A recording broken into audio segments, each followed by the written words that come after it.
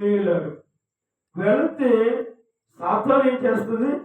నువ్వు దేవుని కుమారుడు అయితే ప్రశ్నేసి ప్రశ్నతో జవాబు ఏమంటుంది? నువ్వు ఇక్కడి నుంచి కిందకి దుమ్ముకో వరకు ఆయన నిన్ను తన బోధలతో ఏం చేస్తాడంట? నీ పాదాలకు రాయితాడు పడిగా ఎత్తి పట్టుకుందరు కాపాడుతాడు అని రాయబడి ఉన్నది కదా. అని బాధ ఎలా ఉంది చూసారు? ఇప్పుడు బాధ ఎలా ఉంది? వచ్చిన మార్కులా ఉందండి. తీసుకువెళ్ళింది శిఖరానికి. యేసు ప్రభువు చెప్తుంది, నువ్వు దేవుని కుమారుడు అయితే అన్న తర్వాత ఇక్కడి నుంచి కిందకు దూకుము, నీ పాదాలకు రాతాడు కూడా దేవుడు దూతలు పట్టుకుంటాయి అని రాయబడి ఉన్నది అని యేసుక్రీస్తు ప్రభు వారికి దుష్టుడైన అపవాదైన సైతాని అయినటువంటి లూసిఫర్ గారు ఏమంటాడు? ఏం చేస్తాడు? యేసు ప్రభుకి ఏం చేస్తాడు? చెప్తున్నాడు. ఏం చెప్తున్నాడు? వాక్యం ఇలా రాయబడి ఉంది తెలుసా? వాక్యంలో దేవుడు తెలియదా? యేసు ప్రభుకి తెలియదా? మరి వాడెందుకు చెప్తున్నాడంటే వాడితో కానీ ఏకీభవిస్తే వాక్యములు ఏమైనా తప్పుని అనగా దేవుని మాటని తప్పు పట్టించడానికి ప్రయత్నిస్తున్నాడు. కానీ యేసు ప్రభు ఏకీభవించడానికి ఇష్టపడలేదు. ఏమి ఏకీభవించడానికి? వాక్యము కరెక్టే, కానీ బోధించే సాతాను కరెక్ట్ కాదు. దేవుని స్తోత్రం. వాక్యం కరెక్ట్. ఆ వాక్యం పలానా చోట రాయబడి ఉంది, ఇలాగుందని చెప్పడము చెప్పేవాడు కరెక్ట్ కాదు. ఇప్పుడు వినేవాడు అంటే ఏదైనా తప్పే చెప్తారు, మంచిని కూడా తప్పే చెప్తారు.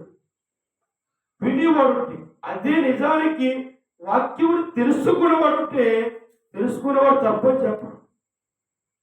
ఇది సత్యమైతే సత్యమంటాడు, అసత్యమైతే అసత్యమంటాడు.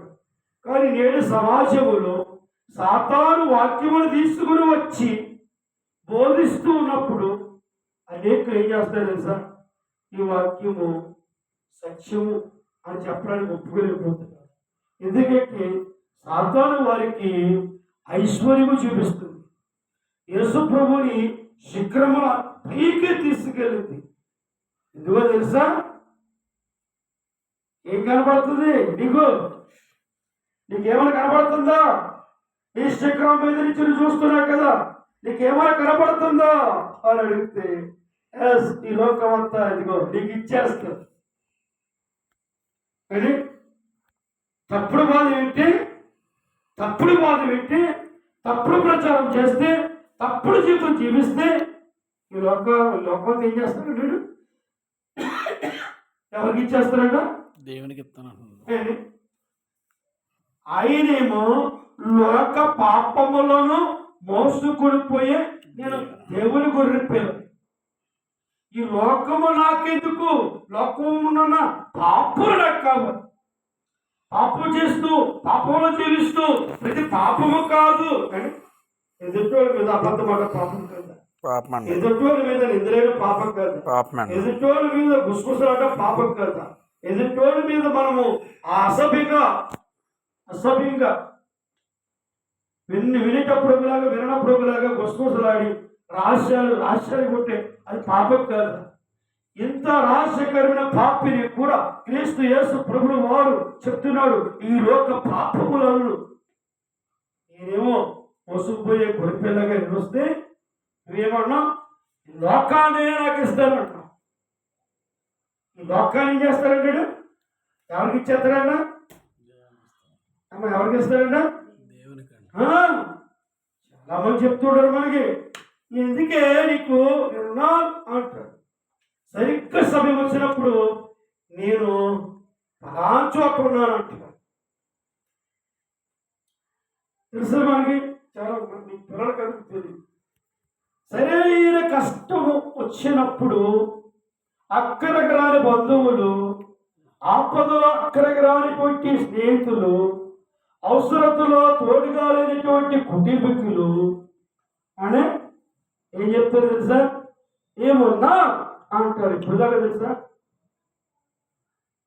మనలను మోసపరిచి భ్రమపరిచి మనతో పనులు కొన్ని ఉంటాయి, అవి జరిగించేసుకునేంత వరకే. అవి అయిపోయిన తర్వాత అలా చోట ఉన్నాను రావడానికి ఏం పడతారు. ఎవరు స్తోత్రం కలుగును కాక. కనుక ఇదంతా కూడా లోకములో సాతాను నీకు ఎన్ని చూపిస్తూ ఉంటాడు. చూపించి నేను నీ తమ్ముని నేను, నీ ధైర్యాన్ని నేను, నీ ఆనందాన్ని నేను, నీ ధనాన్ని నేను, నీ అవసరాలు తీర్చేటువంటి రక్తాన్ని నేను అంటాను. ఎప్పటి వరకు తెలుసా? నీ అందము, నీ సౌందర్యము నీ దగ్గర ఉన్నదా? వాళ్ళకి కావాల్సింది, వాళ్ళకి నచ్చింది, వాళ్ళు కోరుకున్నది దొరికి అదంతా పీల్చి పిప్పించేసేంత వరకే. అది పీల్చి పిప్పి అయిపోయిన తర్వాత తుప్పులు ఏం చేస్తారు? తుక్కుని పాడేస్తారండి. తీసుకెళ్ళి పెట్టే భావిస్తారు. అంటే మనము ఆరోగ్యంగా వారికి పనిచేసినంత కాలం, మనము ధనం ఉండి వారికి సహాయంగా ఉన్నంత కాలము, లేకపోతే మన యొక్క సంతకాలు అవసరం వచ్చినంత కాలము, మనల్ని అక్కడ ఇక్కడ ఇరికించేసినంత కాలం వాడు మనకి ఎలా ఉండాలి తెలుసా? ధైర్యంగా ఉంటారు. సరిగ్గా అన్నింటిలో కూడా బ్లాక్ చేసేసిన తర్వాత సైడ్ అయిపోతారు. దేవుడు స్తోత్రం కలుగునిగా. వీళ్ళు ఎవరు అంటే వీళ్ళు వాక్యమే చెప్తారు. జాగ్రత్తగా వీళ్ళు వాక్యమే చెప్తారు కానీ జీవించు. వీళ్ళ వాక్యమే ఇలా రాయబడి ఉన్నది కదా అన్నాడు. ఎవడు? సాతానండి. రాయబడి ఉన్నదని ఎవరికి తెలదా? కానీ 12 ఏళ్లలో శాస్త్రంతో పరిచయంతో పోటీ పడి వాక్యోపదేశం చేస్తూ ఉన్నటువంటి యేసుక్రీస్తు ప్రభువు వారికి 33.5 సంవత్సరాల వయస్సు ఎవరు బోధిస్తున్నారు? సాతానండి. శాస్త్రులకి పరిచయకి యేసుక్రీస్తు ప్రభువు వారు బోధిస్తే ఇక్కడ 33.5 సంవత్సరాల వయసులో ఎవరెవరు బోధిస్తున్నారు? సాతాను దేవుడు. చూస్తారా? ఏం న్యాయం ఉందా? న్యాయం ఏముందంటే సాతానికి అది అవసరం. సాతానికి అది అవసరం. ఏర్పరచబడిన వారితో సైతము కూడా మోసపుచ్చేవారు, ఇంట్లో దాగి ఉన్న వారితో సైతం కూడా ఈదులకు తీసుకొచ్చి అవమానించేవారు, దుఃఖపరిచేవారు, బాధపరిచేవారు, నష్టం కలిగించేవారు, అప్రదిష్ట పాలు చేసేవాడు, ఆరోగ్యమే దెబ్బ కొట్టి మరణాన్ని ముందు పెట్టేవాడు. వాడు మాటలు వాళ్ళకి ఇస్తున్నాం.